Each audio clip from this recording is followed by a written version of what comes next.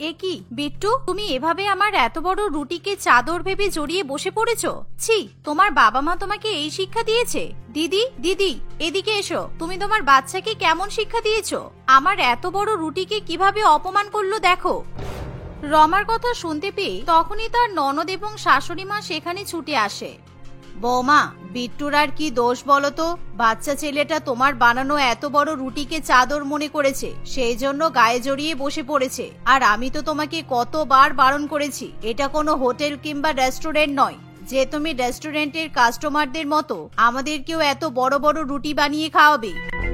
দেখুন মা, আমি যতটা জানি এই বড় রুটির জন্যই কিন্তু আমি এক বড় রেস্টুরেন্টের সবচেয়ে বড় শেফ ছিলাম, কিন্তু এখন আমি আপনাদেরকে যখন এত সুন্দর বড় বড় রুটি বানিয়ে খাওয়াচ্ছি তখন আপনারা সেই সুন্দর রুটি খেতে চাইছেন না। এই রুটির জন্য কতজনের কাছ থেকে আমি প্রশংসা পেয়েছি আপনি জানেন? দেখো বৌমা, আমি যতটা জানি তোমাকে কিন্তু হোটেলের কাজকর্ম করানোর জন্যই বাড়িতে নিয়ে আসা হয়নি। তুমি যদি এই বাড়িটাকে হোটেল কিংবা রেস্টুরেন্ট ভেবে থাকো তাহলে তুমি তোমার হোটেলেই কাজ করতে পারো, আর আমাদের বাড়িতে তোমাকে বাড়ির মতো করেই কাজ করতে হবে। এই বাড়িতে তুমি হোটেলের মতো বড় বড় রুটি বানালে চলবে না। তুমি সবার জন্য রান্না করো ঠিক আছে, কিন্তু তাই বলে এরকম বড় বড় রুটি করবে কেন? এভাবেই সেদিন রমা এবং তার শাশুড়ি মায়ের মধ্যে ঝগড়া শুরু হয়ে যায়। কয়েক মাস আগের ঘটনা। রমা তার বাড়ির কিছুটা দূরেই এক বড় রেস্টুরেন্টে শেফের কাজ করত, আর তার হাতের বড় রুটি সেখানে খুবই বিখ্যাত ছিল। এমনকি রমা বাড়িতেও তার বাবা মাকে বড় বড় রুটি বানিয়ে খাওয়াতো। এমনই একদিন, রমা, তোকে কতবার বারণ করেছি তোর রেস্টুরেন্টের মতো এরকম বড় বড় রুটি তুই বানাবি না। এত বড় বড় রুটি বানিয়ে কি হবে বলতো?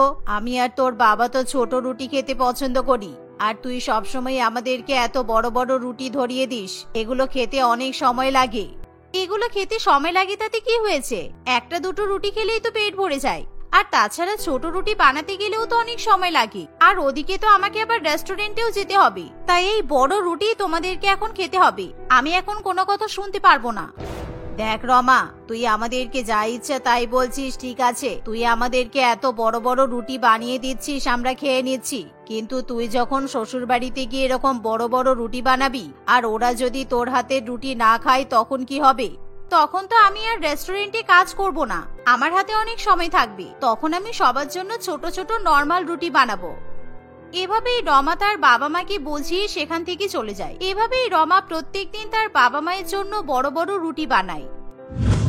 এভাবেই দেখতে দেখতে কিছুদিন কাটে। আর একদিন, কি ব্যাপার তুলিকা, তোর কি হয়েছে? তুই এরকম টেনশন করছিস কেন? কোনো খাবার শেষ হয়ে গেছে? আমাকে বল, আমি রান্না করে দিচ্ছি। আরে তোকে আর কি বলবো বলতো, আমি এখনই জানতে পারলাম আমাদের রেস্টুরেন্টে নাকি একটা বড় ফ্যামিলি খাবার খেতে আসছে, আর তারা রাত্রিবেলাতে সবাই রুটি খাবে। এখন আমি রুটি কোথা থেকে পাবো বলতো? আমি তো বাড়ি যাওয়ার জন্য রেডি হচ্ছিলাম, আর এখন যদি আমি রুটি বানাতে যাই তাহলে বাড়ি যেতে অনেকটাই লেট হয়ে যাবে। আরে তুই চিন্তা করছিস কেন? তুই কি আমাকে কিছু বলতে পারিস না? আমি তো আছি তোর সাথে। আমি আছি যখন তাহলে কোনো চিন্তা নেই। আমি এখনই বড় বড় রুটি বানিয়ে দিচ্ছি, আর তুই সেই রুটিগুলো কাস্টমারদের পরিবেশন করে দিবি।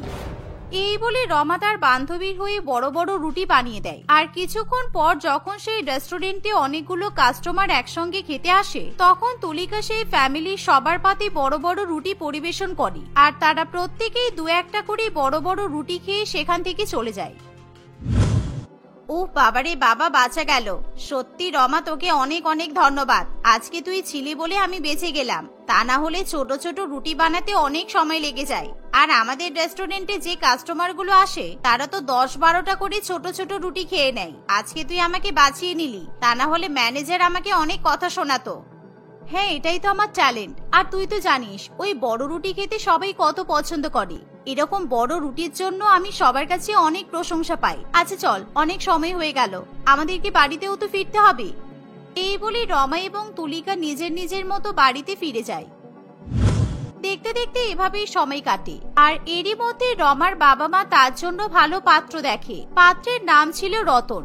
আর দেখতে দেখতে কিছু মাসের মধ্যেই রতনের সঙ্গে রমার বিয়ে হয়। আর বিয়ের পর প্রথম রান্নার অনুষ্ঠানে রমা তার শ্বশুরবাড়ির পরিবারকে বড় বড় রুটি বানিয়ে পরিবেশন করে।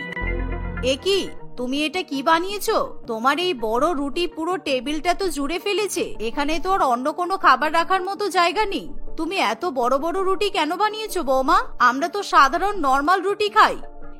আমি যে রেস্টুরেন্টে কাজ করতাম সেই রেস্টুরেন্টের সমস্ত কাস্টমার কিন্তু আমার হাতের এরকম বড় রুটি খুবই পছন্দ করত। তাই আশা করছি আপনাদেরও খুবই ভালো লাগবে। আর আপনারা তো মনে হয় এত বড় রুটি কখনোই খাননি।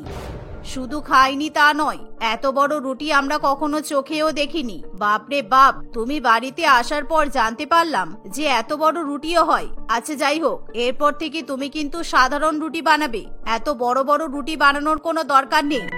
মা, আপনি তো জানেন দিদি বাড়িতে থাকে না, দিদিকে প্রত্যেকদিন অফিসে যেতে হয়, আর আমাকেই বাড়ির সমস্ত কাজকর্ম এবার একা একা সামলাতে হবে। তাই আমি যদি প্রত্যেকদিন ছোট ছোট রুটি করি তাহলে অনেকটা সময় লেগে যাবে। আর এরকম একটা বড় রুটি করতে কিন্তু বেশি সময় লাগে না। আপনারা প্রত্যেকে একটা কিংবা দুটো করে রুটি খেলে আপনাদের পেট ভরে যাবে, আর এতে করে আমার সময়ও বেঁচে যাবে, আমি বাকি কাজগুলো করতে পারবো। রমার কথা শুনে তার পরিবারের সবাই অবাক হয়, কিন্তু রমা বাড়িতে নতুন হওয়ায় তাকে কেউ কিছু বলতে পারে না। এভাবেই কিছুদিন কাটে, আর রমা সবসময় বাড়িতে বড় বড় রুটি বানায়, আর সবাই বাধ্য হয়ে সেই বড় বড় রুটি খেয়ে নেয়। এতে করে রমার অনেকটা সময় বেঁচে যায়। এভাবেই কিছুদিন কাটে, আর একদিন খাবার খেতে বসে রমার বড় যা সহেলি এবং তার স্বামী সৈকত বলে, এই যে রমা, তুই প্লিজ একটু আমার কথা ভালো করে শোন আর বোঝার চেষ্টা কর। এত বড় বড় রুটি দেখে আমার অফিসের কলিগরা কিন্তু আমাকে নিয়ে হাসি ঠাট্টা করে, আমাকে খুব অপমান করে। তুই প্লিজ একটু ছোট ছোট রুটি বানানোর চেষ্টা কর। হ্যাঁ সহেলি, তুমি ঠিকই বলেছো। রমা, তুমি প্লিজ একটু ছোট ছোট রুটি বানিও, কেননা আমার অফিসের কলিগরা অনেক আমাকে নিয়ে হাসি ঠাট্টা করে, জানো তো। আর কি বলে জানো, বলে এটা রুটি নাকি, আমি তো রাত্রেবেলা গায়ে দিয়েও ঘুমাতে পারবো। আসলে চাদরের মতো বড় রুটি তো, তাই ওই কথা বলে। সহেলি এবং সৈকতের কথা শুনে রমার কিছু যায় আসে না, সে এখনো পর্যন্ত সবার জন্য বড় বড় রুটি বানাতে থাকে। এমনই একদিন, আজকে আমি দিদির টিফিনে দুটো বড় বড় গোল রুটি দিয়ে দিয়েছি। আমি জানি দিদি দেখলেই আবার চমকে উঠবে আর বাড়ি এসে আমাকে বকাবকি করবে, কিন্তু আমাকে তো বাড়ির দিকটাও দেখতে হবে। দিদির মতো আমি তো আর অফিসে কাজে যাই না, আমাকে সবসময় বাড়ির কাজকর্মে ব্যস্ত থাকতে হয়। তাই আমি এরকম বড় রুটি না বানালে সারাদিন আমাকে রান্নাঘরে থাকতে হবে। এই ভেবে রমা আবার তার বড় জাই এবং বড় ভাসুরের টিফিনে বড় বড় রুটি প্যাক করে দেয়, আর যার ফলে সেদিনও সৈকত এবং সহেলি দুজনকেই অফিসে অপমানিত হতে হয়। কিরে সহেলি, আজকেও তো ছোট যা মনে হচ্ছে তোকে ওই চাদর রুটি দিয়েছে, তাই না? বাপরে বাপ, কি বড় রুটি! আমার পুরো পরিবারই একটা রুটিতে ঢাকা পড়ে যাবে। এই রুটিগুলো দেখে মনে হয় যেন একটা বড় চাদর। আমি রমার বাচ্চাকে কতবার করে বারণ করলাম আমাকে এত বড় রুটি যাতে না দেয়, কিন্তু আজকেও আমার টিফিনে বড় রুটি প্যাক করে দিয়েছে। এই এত বড় রুটি আমি যদি সবাইকে একটু একটু করে দিই তাহলেও এই রুটিটা শেষ হবে না। আর আমার কলিগরাও তো প্রত্যেকদিন আমার টিফিন খাওয়ার জন্য আমার কাছে ছুটে আসে। এই সহেলি, আজকেও কিন্তু আমরা তোর টিফিন খাবো বলে দিলাম, কারণ তুই যা বড় রুটি নিয়ে আসিস আমাদের অফিসের সবার সেই রুটি খেয়ে পেট ভরে যায়। এভাবেই সুমনা সহেলিকে অপমান করতে থাকে। এভাবেই দেখতে দেখতে আরো কিছুদিন কাটে, আর একদিন রমার ননদ পল্লবী তার ছেলে বিট্টুকে নিয়ে মায়ের বাড়িতে ঘুরতে আসে। কিন্তু সে যখন খাবার খেতে বসে তখন সে টেবিলের উপর বড় রুটি দেখে একেবারে চমকে ওঠে। মা দেখো দেখো কত বড় রুটি! বাবারে বাবা, আমার তো মনে হচ্ছে এই রুটিটা চাঁদের থেকেও অনেক বড়, তাই না? তুমি তো বলেছিলে আমাদের চাঁদ নাকি অনেক বড়, কিন্তু এই রুটিটা দেখে তো মনে হচ্ছে অনেক বড়। কি ব্যাপার মা, তোমাদের বাড়িতে কি হোটেলের মতো এত বড় বড় রুটি তৈরি হয়? ছোট বৌদি, এই রুটিটা কি তুমি বানিয়েছো? আমি তো ভাবলাম তুমি হয়তো আমাদের জন্য সাধারণ রুটি বানাবে, কিন্তু এসব আমি কি দেখছি। একবার আমার হাতের বানানো এই বড় রুটি খেয়ে দেখো, তোমাদের খুব ভালো লাগবে।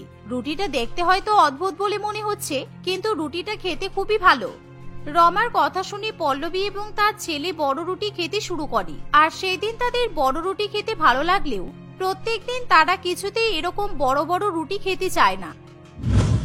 এভাবেই কিছুদিন কাটে, আর একদিন আজকে মামি আবার অনেক বড় রুটি বানিয়েছে। এই বড় রুটি দিয়ে অনেক ভালোভাবে খেলা যাবে, তাই না বলো? আমি একবার চাদর হিসেবে জড়িয়ে দেখবো, আমাকে খুব সুন্দর দেখাবে। এভাবেই ছোট্ট বাচ্চা ছেলে বিট্টু রুটি নিয়ে একটা সোফার উপর উঠে বসে, আর সেই রুটিটা নিজের গায়ে জড়িয়ে বসে পড়ে, কারণ সেই বড় রুটি দেখে বিট্টুর একেবারে চাদরের মতো মনে হয়। আর ঠিক এমন সময় সেখানে রমা চলে আসে, আর বিট্টুকে এরকম রুটি নিয়ে খেলতে দেখে রমা ভীষণ পরিমাণে রেগে যায়। এ কি বিট্টু, তোমার বাবা মা তোমাকে এই শিক্ষা দিয়েছে? দিদি, তুমি কোথায়? তাড়াতাড়ি এখানে এসো, দেখো তোমার ছেলেটা কতটা বদমাইশ হয়েছে, আমার রুটিটা এরকম ভাবে নষ্ট করলো। বৌদি, তোমাকে কতবার বারণ করেছি তুমি এত বড় রুটি বানাবে না, ও বাচ্চা ছেলে, ও কি বুঝবে বলো তো? আর তাছাড়া তোমার এত বড় রুটি দেখে যে কোনো কারোর এটা চাদর বলেই মনে হবে, তাই আমার বাচ্চা ছেলেটাও ভুল করে ফেলেছে, এতে ওর কোনো দোষ নেই।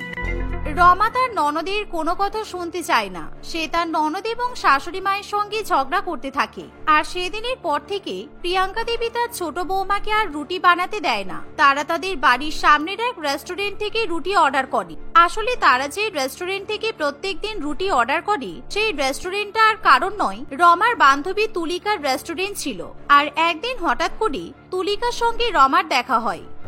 এই রমা, কেমন আছিস রে? তোর কি হয়েছে বলতো? তোর শ্বশুর বাড়ির লোকেরা প্রত্যেকদিন আমার রেস্টুরেন্ট থেকে রুটি অর্ডার করে। তোর হাতে রান্না বান্না কি তোর শ্বশুর বাড়ির লোকেরা পছন্দ করে না? আর তুই তো অনেক বড় বড় সুন্দর রুটি বানাতে পারিস, কিন্তু কি হলো বলতো হঠাৎ করে?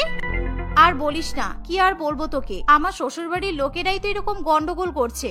শোন, আমি তোকে একটা ভালো কথা বোঝাচ্ছি। আমি জানি তুই অনেক বড় রুটি বানাতে পারিস, কিন্তু সবসময় তো আর সবার বড় রুটি খেতে ভালো লাগে না। তোকে যদি কেউ প্রত্যেকদিন বিরিয়ানি খেতে দেয়, তাহলে কি তোর প্রত্যেকদিন বিরিয়ানি খেতে ভালো লাগবে?